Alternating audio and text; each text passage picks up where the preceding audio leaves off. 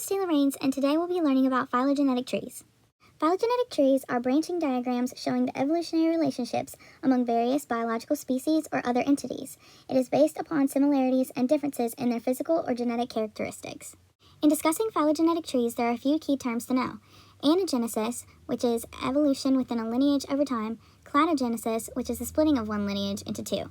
Here this can be shown in this example where the anagenesis is the straight part of the tree and the cladogenesis is when the two break off into two separate branches.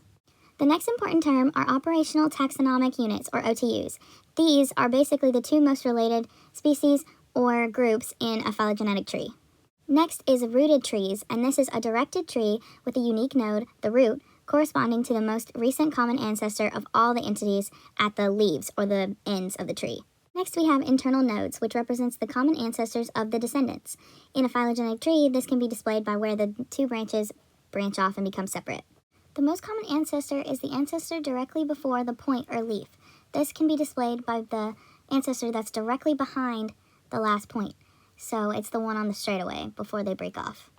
Lastly, it is important to note what an outgroup is. This is the most distantly related group of organisms that serves as a reference group when determining the evolutionary relationships of the in-group. Here's an example of what that looks like. Now that you understand the key terms that go into learning about phylogenetic trees, I have created a simple example using different kinds of livestock, mostly cows, to explain this further. The first branch of this tree is between cows and horses. They're both still livestock, but they're two completely different species. Angenesis is the livestock, cladogenesis is when the two split, and the outgroup is now horses.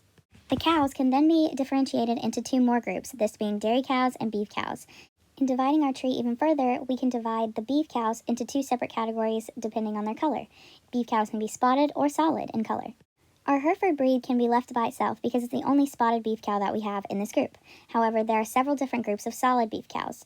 The beef cows that are then solid in color can be divided again, with black cows like the Black Angus in one group and gray cows like the Charolais and the Brahman in one other group.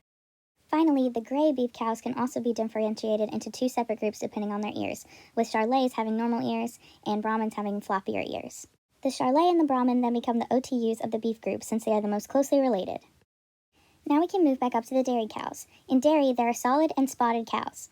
The spotted cows, both different kinds of Holsteins, can then be divided into black spots or red spots. These two become OTUs of the dairy cows. Lastly, our solid dairy cows can then be differentiated again into a large breed, which is a brown Swiss, and a small breed, which are Jersey cows. These two both then become OTUs themselves.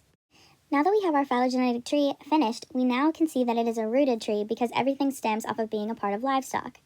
An example of the most recent ancestor can be seen with the Jerseys and the brown Swiss, which both have a most recent ancestor of just solid dairy cows. Finally, these are the internal nodes of the cow phylogenetic tree. Thanks for watching this video, and I hope this made phylogenetic trees a little bit more fun. Bye!